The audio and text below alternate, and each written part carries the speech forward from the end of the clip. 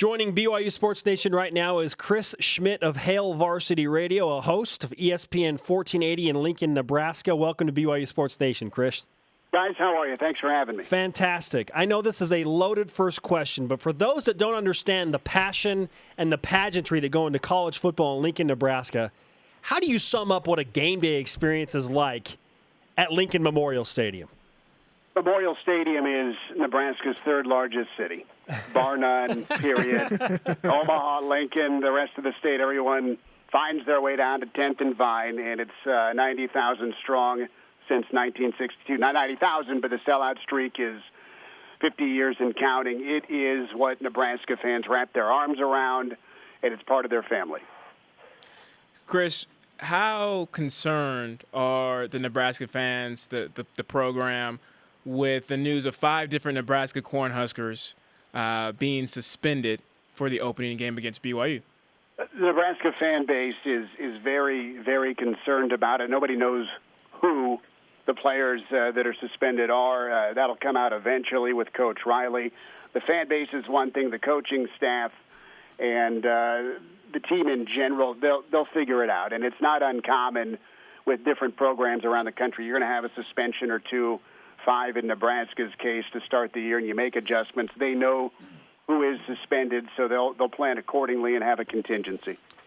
Chris, you look at the changeover and just the time that it takes to get under a new regime and a new philosophy, and we're talking about 2 coaches that are polar opposites when you look at Bo Pelini and Mike Riley. I couldn't think of 2 guys that are more different in terms of how they approach a head coaching job at the Division I level. How has Nebraska handled that changeover now going into the Mike Riley era?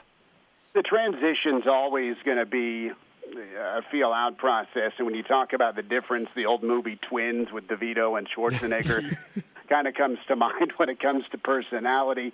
Bo and his staff did a good job of recruiting. There's a lot of talent here. With that transition, Coach Riley and his staff came in and really tried to just reach out to the team, listen to the players, and just say, look, everything's going to be all right. You're our guys, and let's win together. And that's the mindset, is Coach Riley and his staff, they were at Oregon State for a ton of years, and they had this opportunity. They want to win now. The Nebraska players, Malik Collins and company, they want to win now. So everyone's on the same page, the same goal. And I think the buy-in's been pretty good. Transition's hard, but you've got a pretty mature locker room with Nebraska, and you factor that with a mature coaching staff that they haven't seen. There's not much they haven't seen in football. So I think if there was to be a transition, this is a good fit together. Chris, quarterback Tommy Armstrong has had some issues with passing, issues between 10 and 20 yards. He relies on his running game. He's a running quarterback. Not sure if that really fits the mold of Mike Riley's scheme offensively. How much will he have to change going into this first game and their offensive philosophy? The buzzword since spring and beyond has kind of been adaptability, blend, however you want to term it, and that's what's been going on, guys, offensively.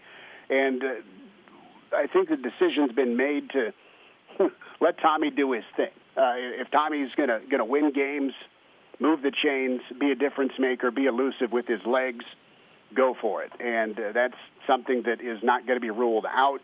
It'll be embraced. It'll be used to Nebraska's advantage. From a passing standpoint, it's always kind of been the same. Tommy just needs to keep getting better, and he's worked his butt off with Phil, with Brett Favre in the offseason. I mean, he's done a ton of things to try and get better. Now it just comes down to making the play, finding the read, completing the pass, continue to work, get comfortable. And I think that's the other side of things. Coach Riley and offensive coordinator Coach Langsdorff, they'll find what Tommy does well in the passing game, and Tommy's just got to make the throw, be it to the tight end, be it making a play when the pocket breaks down deep, or dumping it off to the tailback. Those are the things that I think Tommy will focus on, and there's a lot of weapons to utilize in that, but it'll be a run first and run second type team, I believe. Chris Schmidt of Hail Varsity Radio on BYU Sports Nation. He's an insider for Nebraska football on ESPN 1480 in Lincoln, Nebraska. when you look at what Nebraska lost, we saw Amir Abdullah just wow people in his first preseason NFL game with the Detroit Lions. You lose Randy Gregory. We're talking top-tier NFL talent guys that are now gone. But we'd be foolish to think that Nebraska hasn't reloaded in some areas, Chris. So what is the greatest strength of this Nebraska team coming back now in 2015? Your greatest strength is going to be the defensive line, and I know that's weird to say with Randy off to Dallas, but Malik Collins is going to be a big-time NFL guy. He's your defensive tackle. Just a tremendous talent, fantastic second-team All-Big Ten guy a year ago, and he wants to expand his role, not only leadership-wise but playmaking-wise. Vincent Valentine is paired next to him, another big defensive tackle. So up the middle, Nebraska will be great. Defensively on the edges, you have Greg McMullen, who's been in the program for a number of years, very good against the run. Jack Gangwish, a Nebraska kid that was a walk-on that's just busted his tail and now at that defensive end. So your defensive line will be your strength, and really, honestly, both lines of scrimmage are pretty physical, and the O-line's coming along as well. Chris, a part of the 5 players that are suspended, we know that one is going to be a defensive starter. What happens if one of those guys, if it turns out to be Malik Collins on the defensive line, what happens to the defensive line and the defensive side of the ball? Well, it won't be Malik, but going along with the question, yeah, if you lose one of your big dogs like that, then it softens things up for what BYU can do running game-wise with Taysom and company. So, yeah, that would be awful for Nebraska. But Coach Riley didn't commit. It was over I think it was last Thursday that he touched on that he didn't know if it was a defensive starter or not, because he was asked about that in his post-practice session with the media. So he hasn't committed to it being a defensive starter. If it is a starter, you can afford, air quotes here, somebody in the secondary. Your linebacker depth is very thin, so that would not be good. And, of course, your defensive line, those are your 4 guys that have been playing at a very high level, and the team will honestly have to lean on early in the year. You just pointed out the linebacker depth is thin right now. Is that the most glaring deficiency on this Nebraska team as it begins under Mike Riley? I would say the linebacker depth, yes, is probably the area that's most concerning. You have some guys on the offensive line that haven't started yet either. But that will need to come along, and I think Coach Cavanaugh can do that. But back to the linebacker spot, you have Rose Ivy and Banderas that are 2 guys that have played a lot. Rose Ivy's coming off a knee injury, but he's looked great in camp. But if you lose one of those guys to injury, you have freshmen or redshirt freshmen behind him. That's not ideal. You have some playmakers, you have some talent, but it comes down to experience. That is the biggest question mark beyond 2 of those starters, yes. Chris Schmidt of Hail Varsity Radio on ESPN 1480 in Lincoln, Nebraska, with us on BYU Sports Nation. We are talking Husker football.